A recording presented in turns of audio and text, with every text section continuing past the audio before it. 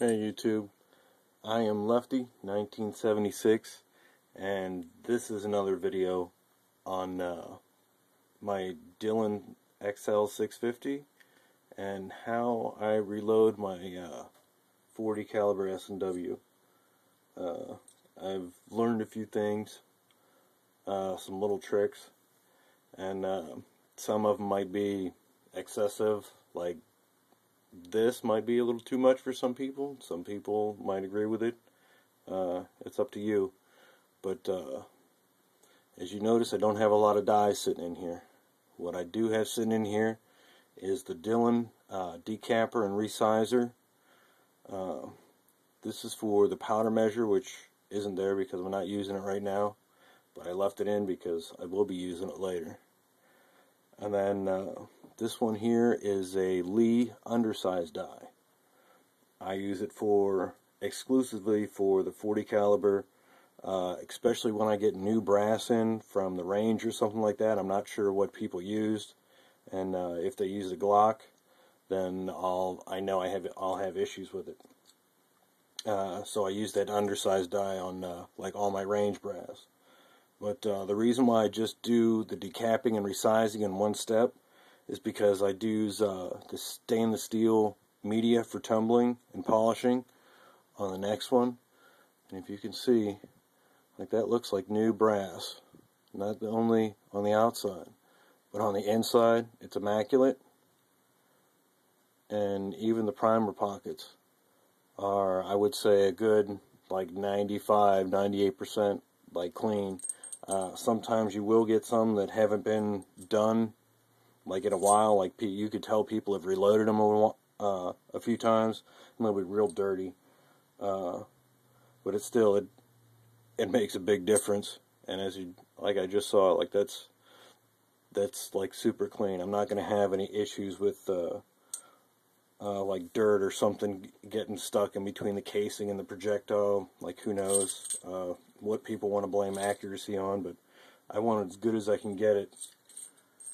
So this is how I do the first startup and how I do my brass. I already explained the two dyes that I use, and it's pretty simple. I'll just take old brass with primers. You can actually load like up to 500, I think, in that case, and if you keep it on high, it'll be alright. As you can already tell, I put one in upside down. Well, actually you can't tell, but I can. So like, it'll already tell you what's going on. Actually, normally if I use the case feeder, I don't have that issue. If you first noticed, like, not only did you hear the primer being pushed out, but that came up and popped. I like this system better because it's like on a spring and a rod.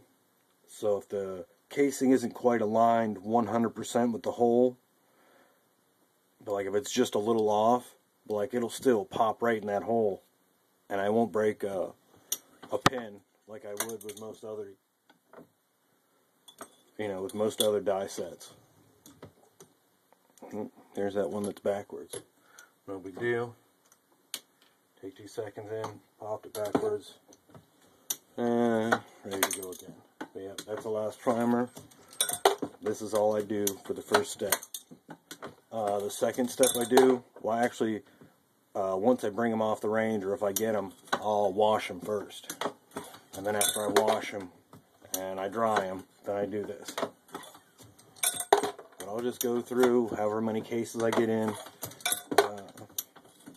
Like, it doesn't take me long. I normally do that pretty fast.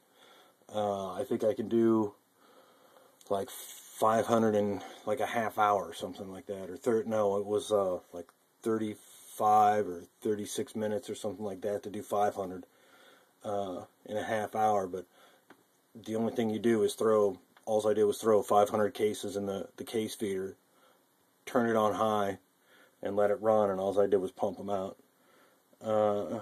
Doing them that fast every once in a while depending on how, you got to make sure you always do go forward on the handle.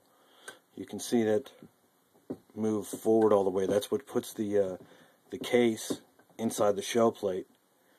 If you don't put it in all the way, like you're putting in a primer, if it just sits there and then you go up on that stroke, it's gonna hit. It's not gonna go into that that die, and that case is done.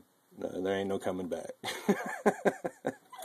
I think that's the most issue I've ever had with it. The case feeder, I don't have issues with. Like, I was dropped them in by hand. I put one in reverse. I've done probably over 7,000 rounds in like 2 years. A little over 2 years. And a hair over 7,000 rounds. Because I was doing 357 SIG too. But, like, the case feeder has fed one case the wrong direction. Case feeder's awesome. The priming system, right now, I was doing all that stuff. Whoops, sorry about the camera. But I have primers in there. Alright, that's what that stick or whatever indicates. Like if it's on here, that's when it's low. I don't have a load of primers just sitting there all over the place. Yeah, all I did, there's a little piece that activates the primer ratcheting system. Just take that off, guys. Whoops, lost the bolt. Just take that off, and then if I want to feed one primer in, all I have to do is hit the system, and it'll ratchet one in. If I want more, of course, then, you know, I'll put that back in. That's how I start and stop a lot of my stuff. And I don't really I've never had like dirty primers or issues with primers from those few that are sitting in there. I think there's one, two that actually could get dirt or something in them. I'll just blow them out. Good to go. But that's me. I'm not saying everybody should do that. You do what you want to do. But that's my first step on how to do my brass. And then I will use... sorry for moving that around so much. Then I'll use the stainless steel media. I went from like Harbor Freight, bought a dual drum like rock tumbler from Chicago Electric. I think it was around 35 or like 40 bucks or something like that. The stainless steel media was like 25. I bought a little bag of Lemmy Shine from the place, and like I don't know how many rounds I've gone through and like polished up, and it's still running strong.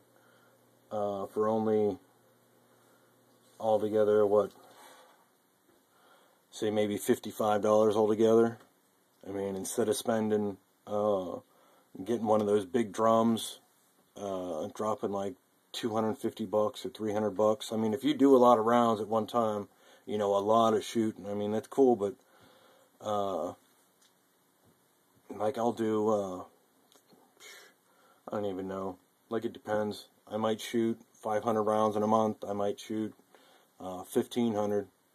Like, it all really depends.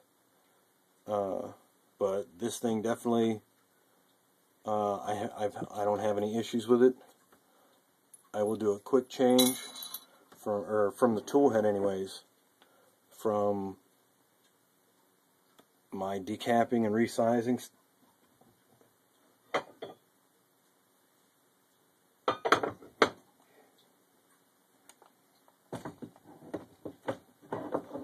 And I'll put the one that I actually use to run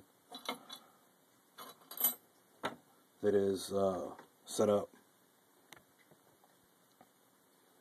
This one is different because I do the depriming and resizing on a whole nother tool head. Back here is the Hornady M die, expansion die, and then also right here is the case feeder die. But you notice there's a little PVC pipe. What is it? Adapter or whatever. And I just use some PVC tubes with some holes drilled in so I can see the bullets and a pin, and I'll fill that full of bullets. It holds about 10, and then I'll fill the tube up and put the tube up in there,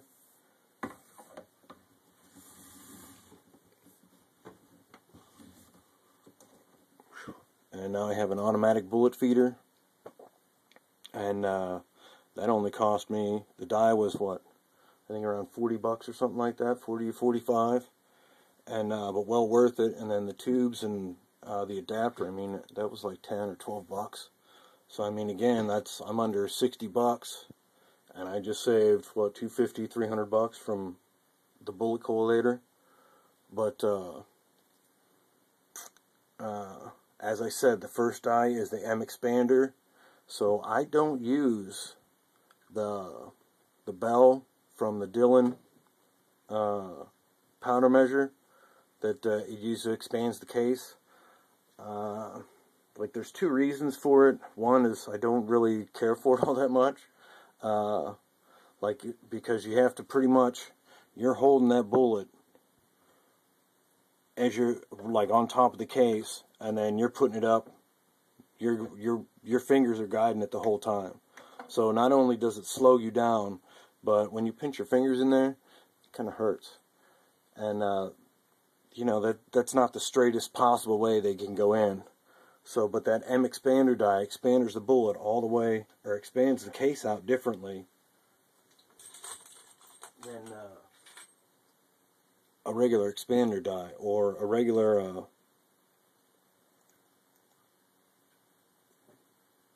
the roll.